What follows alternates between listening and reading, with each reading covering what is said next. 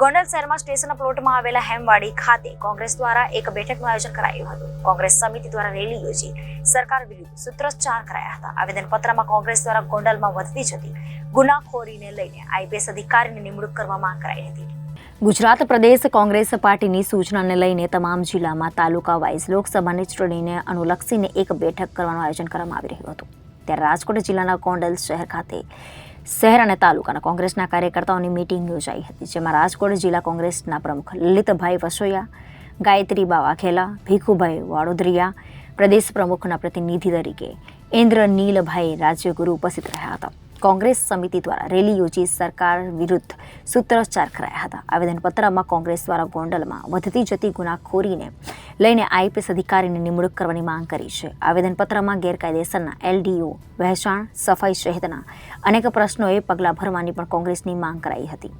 ગુજરાત પ્રદેશ કોંગ્રેસ સમિતિના માન્ય પ્રમુખ સાહેબની સૂચનાથી ગોંડલ શહેર અને તાલુકાની એક મિટિંગ બોલાવેલી હતી. જિલ્લા પ્રમુખ અને પ્રદેશના હોદ્દેદારો હાજર હતા અને લોકોના પ્રદેશની સૂચના મુજબ કે ગોંડલ શહેરના મૂળભૂત પ્રશ્નો જે છે એની રજૂઆત ડેપ્યુટી કલેક્ટર સાહેબને કરવાની છે.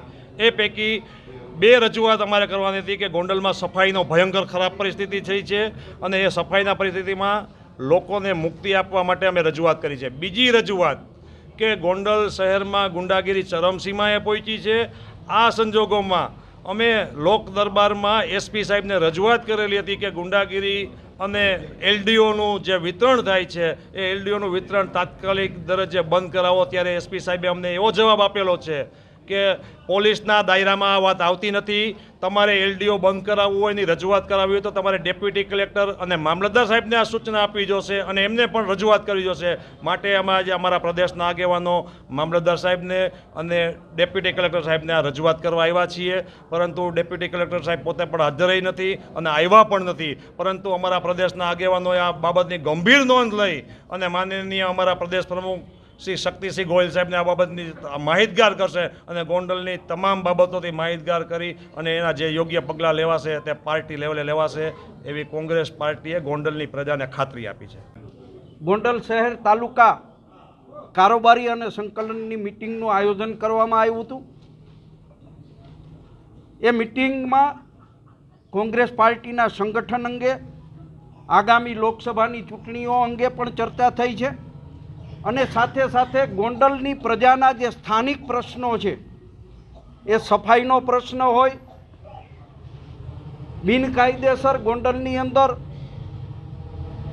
પોલીસ તંત્રની મીઠી નજર નીચે ચાલતા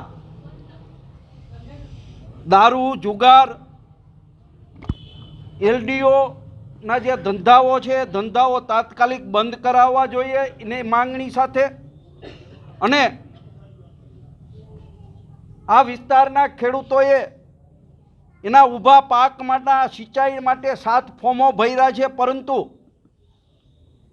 અમુક લોકો એ પાણી ઉપાડી જતા હોય અને ખેડૂતોનો ઊભો મોલ સુકાતો હોય તો એ ખેડૂતોને તાત્કાલિક ધોરણે પાણી પણ પૂરું પાડવું જોઈએ.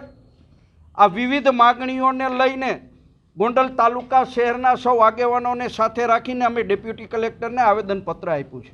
Bureau report Janadesh news, Rajkot.